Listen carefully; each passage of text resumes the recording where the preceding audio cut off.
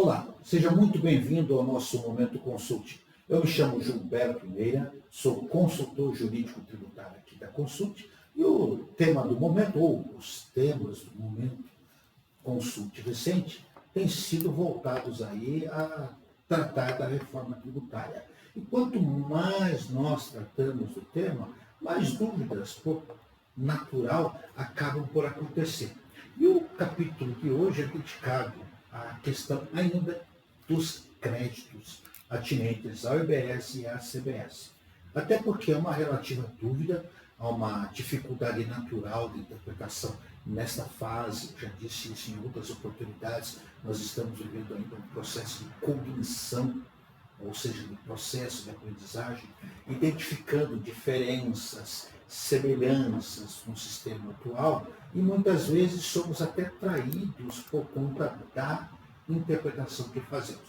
Interpretação, aliás, que tem sido algo que desde o início deste momento consult, que nós já estamos aí com mais de 100 episódios, nós estamos tratando, sempre falando dos cuidados da interpretação. E aqui, antes de falarmos de creditamento, e até para responder a uma indagação feita por uma seguidora nossa sobre, afinal, Gilberto, podemos fazer créditos no contexto de bares, lanchonetes, restaurantes e hotéis?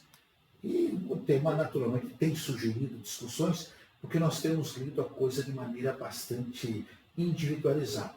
E aqui, a primeira dica para começarmos a compreender este novo sistema tributário que aos poucos está sendo implantado no nosso dia a dia. Sim, nós estamos mudando paulatinamente o nosso sistema tributário. Uma questão de tempo, depois de vencermos aí a regulamentação do PLP 108, que vai trazer aí a introdução do condutor gestor, do processo administrativo fiscal, a parte que falta do TCMD, nós iremos partir para a regulamentação ordinária, leis ordinárias, regulamentos, resolvendo o problema do IPI, do imposto seletivo, da NCM, e tem muita coisa que falta. Não nos causará surpresa que tenhamos aí, com o passar do tempo, a edição de um novo Código Tributário Nacional reorganizando a casa. Mas nesse instante, é muito importante, nós temos sugerido isso aos nossos alunos, a quem nos acompanha aqui, que nós façamos uma interpretação sistemática do novo processo tributário que nós estamos enfrentando. E aqui eu faço questão de mostrar como eu fiz. Eu peguei, imprimi o índice sistemático e anotei livros, títulos, capítulos, para poder ter interpretação generalizada, global do sistema. Por quê? Falamos de hipótese de incidência e achamos que é só lá no início, artigos 4º, 5º, 6º, seguintes, depois o fato tirador, 9, 10 e assim por diante, e esquecemos que lá no meio existem algumas interveniências. Então, o primeiro passo, analise o sumário, procure entender a estrutura da lei geral do IBS e da CBS, que, com todo respeito aos nossos queridos legisladores, ela é assim um pouco confusa.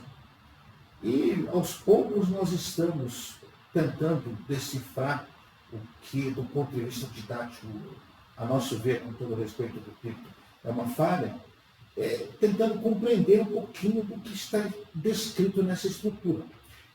E lá no contexto, nós identificamos a existência de um regime regular, que é o procedimento padrão, que é basicamente tudo aquilo que não tem a tratativa específica. Temos um regime aduaneiro e de bagagens, que está lá a partir do artigo 84, 111, onde nós vamos ter regime de trânsito, regime de depósito, regime de permanência temporária, regimes de aperfeiçoamento, drawback, exportação indireta, outros tantos, o repetro, o de bagagem e de remessas internacionais e o próprio fornecimento de combustível aeronave em tráfego internacional. Como o próprio nome diz, isso é uma situação específica para os regimes aduaneiros de bagagem e tudo aquilo que esteja conectado a ele. Por que eu falo isso? Quando falamos em sistema de creditamento, nós temos que partir da premissa que a ideia que foi trazida com o IBS, com a CBS, é a ideia do crédito amplo, né? No sentido de direito financeiro ou crédito financeiro, tudo aquilo que realmente está embutido. Vírgula, salvo exceções. E aqui é importante saber que esta regra é a regra geral aplicável ao regime regular. Ponto. O que isso significa dizer? Se nós temos um regime aduaneiro de bagagem, como eu acabei de falar, nós provavelmente vamos ter que ver se dentro desses dispositivos, artigo 34 e 111, não existem regras específicas para o creditamento. Da mesma forma, temos os regimes diferenciados, lá do artigo 126 ao 171. Esses regimes diferenciados têm redução de 30%, de 60%, e que, via de regra, não determinam o estorno de créditos. Nós temos também a cesta básica, lá no artigo 125, que vai fazer com que os produtos tenham alíquota zero e também terão uma tratativa específica. Temos também regimes específicos, o 172 ao 307 da Lei Geral do IBS e da CBS, trata de combustíveis do sistema monofásico, serviços financeiros, plano de assistência à saúde, concurso de prognósticos, bens imóveis, sociedades cooperativas, bares, restaurantes, lanchonetes, hotéis, parques de diversão, parques temáticos, o transporte coletivo, as agências de turismo, as SAFs, né, Sociedades Autônomas de Futebol, missões diplomáticas, consulados e representações. Temos ainda também, lá no artigo 168, embutido nesse contexto dos regimes diferenciados, o crédito presumido, que é aquela situação, por exemplo, de um produtor rural dentro daquele limite de até 3.600.000, que não queira se inscrever. Ele, por conseguinte, não será contribuinte do IBS da CBS e caberá, a depender do regulamento, um crédito presumido que será definido no regulamento pelo comitê gestor de quanto será esse percentual. Muito na linha, por exemplo, análoga do caso do transporte hoje, aquele crédito presumido de 20%. Quem vai definir o percentual, o valor, tudo isso vai ser o comitê gestor. Temos também, dentro dos regimes diferenciados, nós temos o regime diferenciado aí para IBS e CBS, mas pasmem, por isso que eu questiono a didática, a pedagogia da redação, ou a redação final da própria lei, que não se preocupou com o didatismo. Pior, nós temos regras para isso hoje. Quem conhece um pouquinho de hermenêutica, que é uma ciência que nós adotamos como parâmetro da nossa forma de pensar, sabe que a Lei Complementar 95 de 98, é a própria Lei de Introdução do Direito Brasileiro, o próprio CTN, os artigos 96 a 112, eles estabelecem uma estrutura básica de como deve ser isso. Então, deveria sim ter havido uma preocupação pedagógica para facilitar, favorecer o intérprete da lei. Então, eu falei que existem regimes diferenciados, pois então, eles são diferenciados para a IBS e para a CBS, estão lá no 126 ao 171, como eu bem lembrei, mas nós temos especificamente o regime diferenciado só para a CBS. E, pasme, se nós estávamos no 126 ao 171, eu pulo lá no artigo 308 até o 316, que envolve basicamente o ProUni e o regime automotivo. Eu não discuto que envolva apenas CBS e não envolva o IBS, mas se nós temos tratamentos diferenciados, deveríamos colocar de forma pedagógica.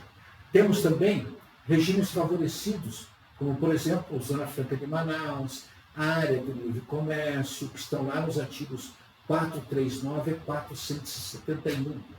Temos também procedimentos específicos quanto às compras governamentais, no artigo 472 ao 479. Você deve olhar que de vez em quando eu fujo o olho da câmera e venho aqui para a minha tela, para minha cópia, que é muita informação. O que eu quero dizer com isso? Se nós temos regimes diferenciados, favorecidos, regimes específicos, temos um regime diferenciado para a CBS, temos regimes de aperfeiçoamento, regimes aduaneiros e regimes regulares, nós temos que parametrizar nossa mente, para sabermos como pensar a forma de crédito. Como pensar? Partamos da regra basilar do IBS e da CBS. Creditamento pleno. Ponto. Essa foi a ideia que foi vendida. Eu sei que os jovens há mais tempo, como eu, vão lembrar do tempo que foi prometido aqui para efeitos de piscofismo acumulativo, tudo da dívida de direito a crédito, e com o passar do tempo, isso não acabou por ser relevante, né? Não foi considerado. Até que então, a ministra Regina Costa conseguiu produzir um julgado fantástico, que até hoje é usado como referência, usando o conceito de relevância e essencialidade. E mais tarde, uma instrução tratava lá do cabimento, do julgamento. Sobre essa questão de crédito, inclusive, nós tratamos lá no episódio 130, no 124, no 129, onde houve uma pergunta da nossa colega Carla, né, que fez algumas indagações. Tem lá no artigo 32, regrinhas que nós usamos, no capítulo 32 desse momento consulte, ou seja, episódio 32, nós temos lá regras de equipamento, mas para o ICMS. Mas vocês vão ver que há uma forma de pensar. E como é que nós gostaríamos de sugerir? Repito, primeira coisa, faça uma interpretação sistemática. Procurem pegar o sumário da lei, separe e vão criando os famosos mapas mentais, né, os recursos que nós temos de memorização. Depois, partam da seguinte premissa. Se o crédito é pleno, a regra, a ordem é, olha, tudo vai conceder crédito, vírgula, desde que não haja regra específica. O que isso quer dizer? A não concessão de eventuais créditos terá que ser escrita, dita. O fato de haver omissão, como por exemplo no caso de restaurantes, lá no artigo 282, não quer dizer que eu não possa fazer crédito. Por quê? Regrinha básica do direito. O que a lei não veda, a lei permite. Isso é uma regra de direito tributário. É lógico que eu não posso simplesmente, como eu sempre digo, abrir a caixa de ferramentas e sair por aí dizendo, não, pode fazer que eu garanto. Não. Eu tenho que fazer. Artigos 47 até o 57, basicamente, dizem, olha, o crédito é pleno, o que não vai permitir crédito é material de uso e consumo pessoal, tem até uma listinha lá de bens pessoais, pedras preciosas, armamento. E mesmo nesses casos nós teremos exceções. Se eu sou um ourives, se eu trabalho com uma empresa que revende produtos nesse sentido, nós vamos ter que estar preparados para o envolvimento de operações específicas. Nesse caso, não é o uso e consumo pessoal, é empresarial. Então, tem que tomar esse cuidado e saber separar isso, certo? Bom, o que eu quero dizer? Existem regrinhas como isenção e não incidência e imunidade como regra geral não conferirão direito a crédito. Todavia, nós vamos ver que existem exceções de imunidade como exportação, livros, jornais e periódicos, né? Eles estarão garantindo aqui um direito à manutenção de crédito, quando a regra geral disse que não haveria esse aproveitamento. Diferimento e suspensão não conferem crédito para quem compra.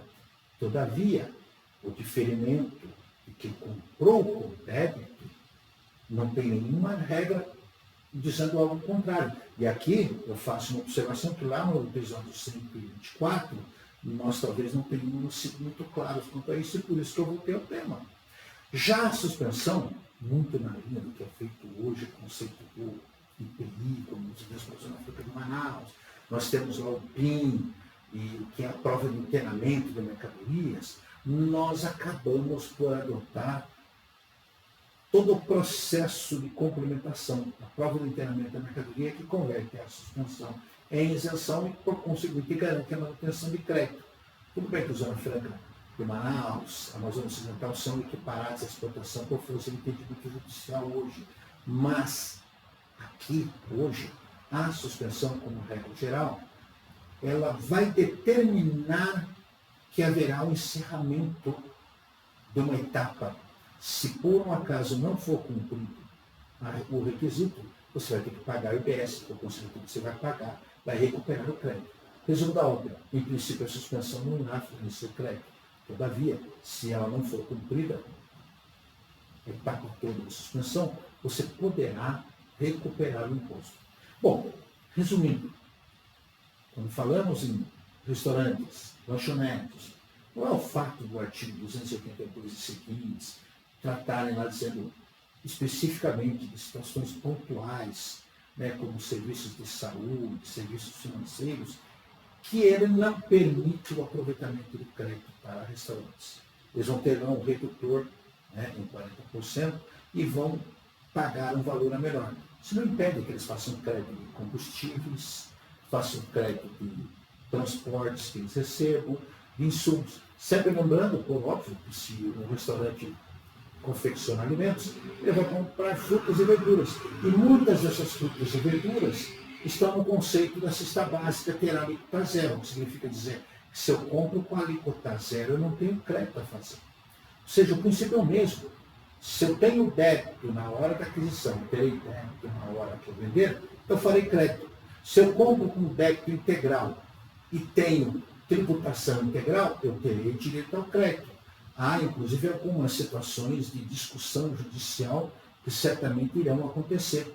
Mesmo no capítulo de restaurantes e lanchonetes, estará vedado o crédito ao adquirente desses restaurantes e lanchonetes, né, quando comprar a alimentação do crédito, o que nós achamos particularmente discutível, na medida em que você pode imaginar que uma construtora qualquer inicia a produção de um prédio e ajuste com o restaurante a alimentação de todos os seus funcionários durante o período. E, por conseguinte, isso é custo. E ela não vai poder se acreditar? Está escrito lá que não pode. Do ponto de vista jurídico, isso é questionável. Então, há ainda muitos ajustes a serem feitos. O regulamento vai tratar isso de forma mais pontual e vai deixar muito claro, inclusive, a questão dos créditos presumidos.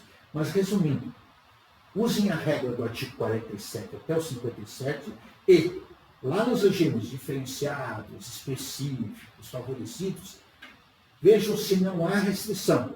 Se houver, eu não poderia fazer o crédito. Caso contrário, não há nada que impeça. É o que nós aplicamos, enfim, ao caso dos restaurantes, bares e lanchonetes. Tá ok? Bom, eu espero que nesse instante nós tenhamos ajudado um pouquinho a compreender e voltaremos ao tema, naturalmente, se você precisar. Por enquanto, eu peço a você que nos acompanhe, continue mandando aí as suas indagações, as suas críticas, os seus comentários. Pode ser tanto aqui na parte de baixo do nosso vídeo, onde há um espaço para comentários, ou então enviando para o nosso e-mail, momentoconsulte@consulte.com.br. E também nós pedimos a você, divulgue o nosso trabalho, afinal de contas, nós sabemos que estamos prestando um trabalho de boa qualidade. Relate aos seus amigos, aos seus colegas, olha, acompanhe o Momento Consulte, porque sempre temos informações. E você querendo mandar sugestões, nos encaminhe, nós teremos o maior prazer em atendê-lo. Tá bom? Até uma próxima.